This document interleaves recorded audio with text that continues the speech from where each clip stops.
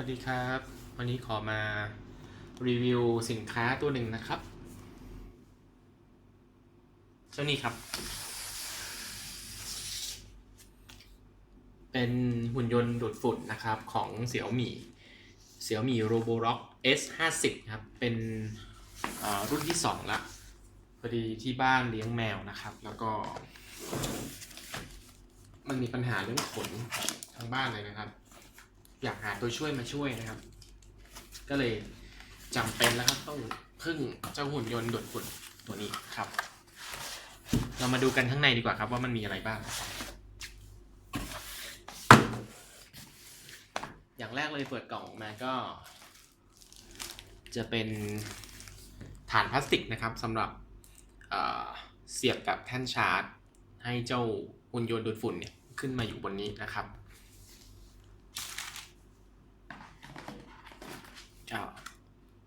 จะเป็นคู่มือนะครับเป็นภาษาจีนก็อ่านไม่ออกหรอกครับอีกชิ้นหนึ่งจุดเด่นของตัว Xiaomi Roborock S50 รุ่นที่2เนี่ยมันจะมีระบบถูพื้นให้ด้วยนะครับในกล่องเนี่ยก็จะมีเป็นม็อบถูพื้นนะครับแล้วก็เป็นแท้งสำหรับใส่น้ำได้มีผ้าไมโครไฟเบอร์มาให้2ผืนแล้วก็มีฟิลเตอร์มาให้ประมาณ4อันนะครับในกล่องฟิลเตอร์สำหรับกรองน้ำนะครับก่อนที่จะไหลลงมาบนผ้าไมโครไฟเบอร์ตัวนี้นะครับโอเคคราวนี้เรามาดูพระเอกของงานนี้นะครับก็จะเป็น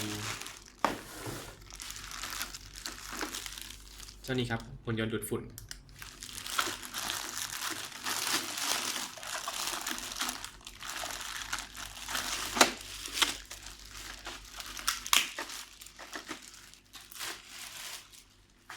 โอเคนะครับตัวด้านบนนี้ก็จะเป็นแมปเซนเซอร์นะครับเป็นเลเซอร์สำหรับยิงสำหรับทำแมปปิ้งนะครับก็จะยิงเข้าหาวัตถุต่างๆในห้องแล้วก็สร้างแผนที่จำลองขึ้นมานะครับให้มันทำงานตามแผนที่จำลองนั้นๆแล้วก็จะมีตัวนี้ครับ Recycle โทษทีฮะถังขยะนะครับ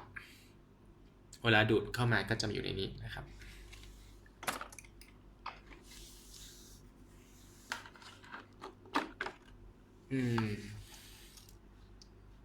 ก็ไม่ได้ใหญ่มากนะครับ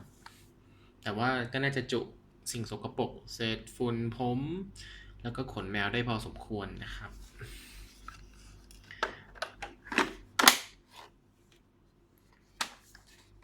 บนตัวเครื่องเองก็จะมีปุ่ม Operate อยู่3ปุ่มนะครับก็จะมีตรงกลางก็จะเป็นปุ่มเปิดปิดด้านขวาก็จะเป็นปุ่มทำความสะอาดแบบเฉพาะพื้นที่หรือแบบสปอตนะครับด้านซ้ายก็จะเป็นให้เข้าแท่นชาร์จนะครับด้านล่างก็จะเป็นอย่างนี้ครับมีตัวแปลงอยู่ด้านหนึ่งเพื่อที่จะเวลาที่ตัวมันไปกวาดหรือไปดูดตรงด้านข้างกำแพงนะครับก็จะมีไอ้เจ้านี่เป็นไม้กวาดหมุนเอาสิ่งสกปรกออกมานะครับแล้วก็ตรงกลางก็จะเป็นแปลงแล้วก็ดูดเข้าไปนะครับจริงๆผมได้ลองใช้มาสัก 2-3 ครั้งแล้วล่ะครับก็ประทับใจในคุณสมบัติของมันนะครับอัลกอริทึมฉลาดมากและที่สำคัญคือเนี่ยฮะล้อมีสปริงนะครับทำให้มันสามารถที่จะก้าวข้ามสิ่งกีดขวางอย่างเช่นพรมหรือว่าจะเป็นพื้นที่ต่างระดับนะครับได้ดีมากยิ่งขึ้นก็เห็นเขาว่าสเปคประมาณ2 เซนนะครับความต่างอันนี้ตัวเครื่องโอเคเรามาดูกล่องนี้กันครับ ฝั่งนี้ก็ไม่มีอะไรมากครับก็จะเป็น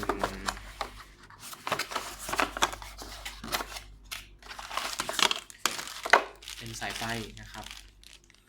ที่เชื่อมกับด็อกชาร์จส่วนตัวนี้ก็จะเป็น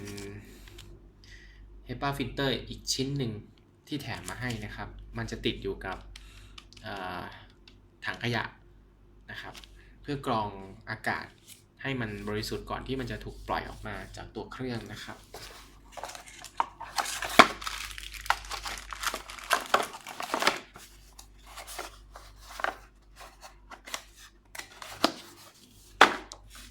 ของอีกชิ้นหนึ่งชิ้นสุดท้าย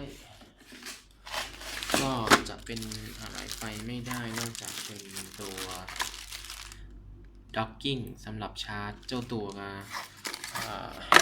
บอร์ดเนี่ยเวลาแบตจะหมดแล้วมันก็จะวิ่งเข้ามาที่ฐานของมันแล้วก็ทำการชาร์จโดยอัตโนมัตินะครับ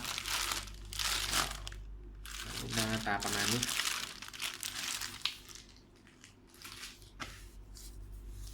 เดี๋ยวมาดูรีวิวในการใช้งานครั้งต่อไปนะครับขอบคุณครับ